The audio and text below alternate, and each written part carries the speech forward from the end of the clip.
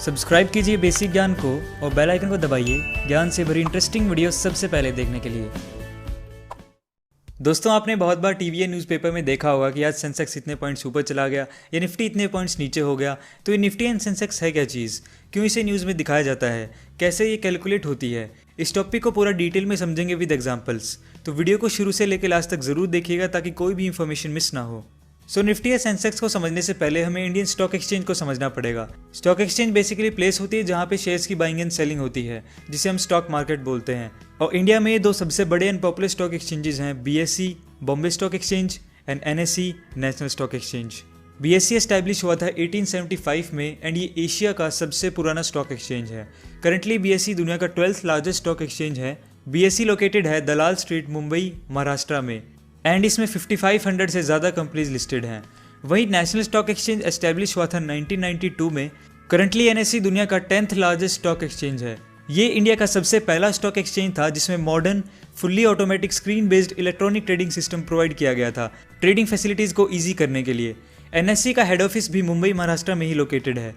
अब Nifty and Sensex है क्या? ये है इंडेक्सेस। कंट्री की इकोनॉमिक डेवलपमेंट पता करने के लिए एक क्राइटेरिया होता है कंपनी के शेयर्स की फाइनेंशियल परफॉर्मेंस। लेकिन स्टॉक मार्केट्स में तो हज़ारों कंपनीज लिस्टेड हैं, तो अगर हमें मार्केट की परफॉर्मेंस को जानना है तो एक समय पे हर एक कंपनी के स्टॉक को ट्रैक करना मुश्किल है ना। तो इसलिए एक सैंपल लिया जाता है कंपनीज का जो पूरे मार्केट को रिप्रेजेंट करता है, और इस स्मॉल सैंपल को कहते हैं इंडेक्स। तो बीएसई का जो इंडेक्स है उसे कहते हैं हम सेंसेक्स, एंड एनएसई का जो इंडेक्स है उसे कहते हैं निफ्टी। सेंसेक्स को BSE 30 भी कहा जाता है क्योंकि इसमें इन 5500 कंपनीज में से टॉप 30 कंपनीज को सिलेक्ट किया जाता है उनकी मार्केट कैपिटलाइजेशन के बेस पे।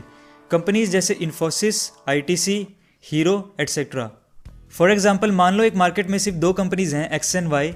एक्स कंपनी के टोटल 250 शेयर्स हैं जिसमें से 200 शेयर्स अवेलेबल हैं जनरल पब्लिक के लिए एंड 50 शेयर्स हैं कंपनी की मैनेजमेंट के पास, और प्राइस पर शेयर हम मान लेते हैं ₹200। तो कंपनी की टोटल वैल्यू कितनी होगी? Total number of shares multiply by each share value, 250 multiply by 200 is equal to ₹50,000। यह है total market capitalization of company X. दोस्तों, 2003 से पहले सेंसेक्स कैलकुलेट करने के लिए टोटल मार्केट कैपिटलाइजेशन को कंसीडर किया जाता था, लेकिन 2003 के बाद से फ्री फ्लो मार्केट को कंसीडर किया जाता है। इन दोनों में डिफरेंस क्या है? फ्री फ्लो मार्केट में हम जो शेयर्स कंपनी के मैनेजमेंट के पास होते हैं वो हम कंसीडर नहीं करते हैं, हम सिर्फ जनरल पब्लिक के लिए जो शेयर्स अवेलेबल हैं वही इंक्लूड करते हैं। तो फ्री फ्लो मार्केट कैपिटलाइजेशन होगा free floating shares multiply by share value is equal to 200 multiply by 200 is equal to ₹40,000।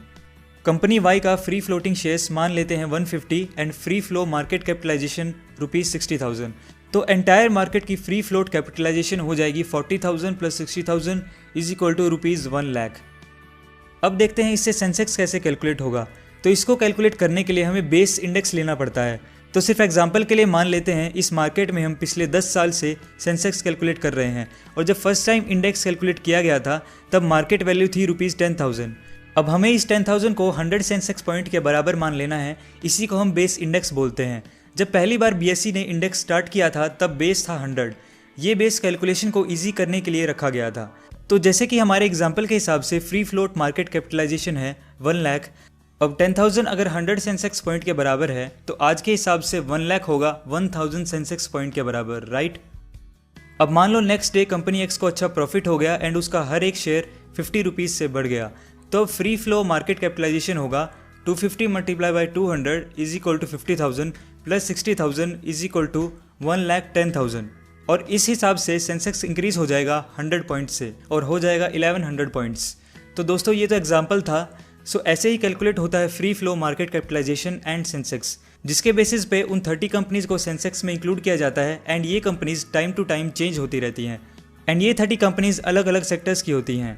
मान लीजिए आज सेंसेक्स 34,000 पॉइंट्स पर है। अगर ये ऊपर जाता है, मतलब पॉइंट्स इंक्रीज होते हैं, तो इसका मतलब इन 30 कंपनीज में से मेजॉरिटी ऑफ द कंपनीज की फाइनेंशियल परफॉर्मेंस अच्छी है, कंपनी को अच्छा प्रॉफिट हो रहा है एंड लोग इन कंपनी के शेयर्स को परचेज कर रहे हैं। अल्टीमेटली डिमांड इंक्रीज हो रही है, इसको हम बुल मार्केट भी बोलते हैं। और दूसरे केस में अगर सेंसेक्स नीचे जाता है, पॉइंट्स डिक्रीज होते हैं, इसका मतलब है कि इन 30 कंपनीज में से ज़्यादातर कंपनीज की फाइनेंशियल परफॉर्मेंस ठीक नहीं है, कंपनी को कम प्रॉफिट हुआ है या फिर कंपनी का डेवलपमेंट नहीं हो पा रहा है एंड लोग इन कंपनीज के शेयर्स को बेच रहे हैं, मतलब डिमांड डिक्रीज हो रही है। इसको हम बियर मार्केट भी बोलते हैं। अगर सेंसेक्स ऊपर जा रहा है तो वो इकोनॉमिक ग्रोथ का सिंबल होता है। जैसे बिफोर 2008-9 में जो रिसेशन आया था उससे पहले सेंसेक्स 21,000 पॉइंट्स पे था, लेकिन रिसेशन के बाद ये गिर के 8,900 पॉइंट्स पे हो गया था। इतने सेंसेक्स का गिरने का कारण ये था कि लोगों ने शेयर्स को बेचना शुरू कर दिया था एंड कंट्री में इकोनॉमिक क्राइसिस की सिचुएशन डेवलप हो गई थी। इसीलिए हम सेंसेक्स के बेसिस पर ये डिसाइड करते हैं कि मार्केट ऊपर जा रहा है या मार्केट नीचे जा रहा है एंड कंट्री की इकोनॉमिक ग्रोथ कैसी है।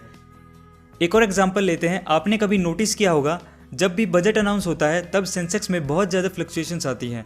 तो अगर बजट मार्केट के लिए पॉजिटिव होता है तब सेंसेक्स ऊपर जाता है एंड अगर बजट मार्केट के लिए नेगेटिव होता है तब वो नीचे जाता है। अभी रिसेंटली जो बजट अनाउंस हुआ था उससे सेंसेक्स 840 पॉइंट्स ऊपर चला गया था। अब जैसे सेंसेक्स एक इंडेक्स है बीएसई का, वैसे ही निफ्टी इंडेक्स है एनएसई का। बट डिफरेंस क्या है, बीएसई में टॉप 30 कंपनीज का एवरेज लिया जाता है लेकिन निफ्टी में टॉप 50 कंपनीज का एवरेज लिया जाता है कंपनीज की मार्केट कैपिटलाइजेशन के बेसिस पे। निफ्टी को कैलकुलेट करते वक्त बेस ईयर लिया जाता है 1995 और जो बेस वैल्यू है वो है 1000 पॉइंट्स। तो क्वेश्चन ये है कि क्या सेम कंपनीज जो बीएसई में लिस्टेड हैं वो सेम कंपनीज एनएसई में भी लिस्टेड हो सकती हैं। तो इसको इस तरह से देखो, आप कोई प्रोडक्ट ऑनलाइन बाय करते हो तो बहुत सारी वेबसाइट्स हैं जिनसे आप खरीद सकते हो। फॉर एग्जांपल अमेजोन या फ्लिपकार्ट।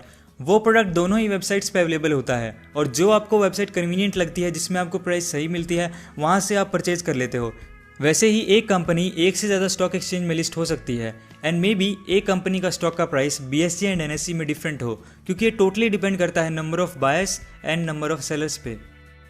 जैसे इंडिया में स्टॉक एक्सचेंजेस हैं, उनके इंडेक्सेस हैं, इसी तरह से इंटरनेशनल मार्केट में भी जो बड़े बड़े स्टॉक एक्सचेंजेस हैं, फॉर एग्जांपल यूएस में New York stock exchange and Japan में जापान एक्सचेंज ग्रुप, तो इन कंट्रीज़ में भी अपने अपने स्टॉक एक्सचेंजेस हैं एंड हर स्टॉक एक्सचेंज का अपना अपना इंडेक्स है। तो आज की वीडियो में हमने देखा कि स्टॉक एक्सचेंज क्या होता है, जहाँ शेयर्स की बाइंग एंड सेलिंग होती है। दो सबसे बड़े स्टॉक एक्सचेंज हैं इंडिया में, बीएसई एंड एनएसई। इन सब के इंडेक्स भी होते हैं जो हम कैलकुलेट करते हैं उनकी मार्केट कैपिटलाइजेशन के बेस पे।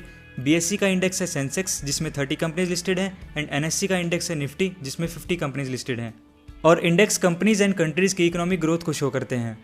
तो अब आप नेक्स्ट टाइम कहीं पे भी निफ्टी एंड सेंसेक्स पॉइंट्स को देखोगे तो आपको समझ आ जाएगा कि एक्चुअली में उन पॉइंट्स का मतलब है क्या।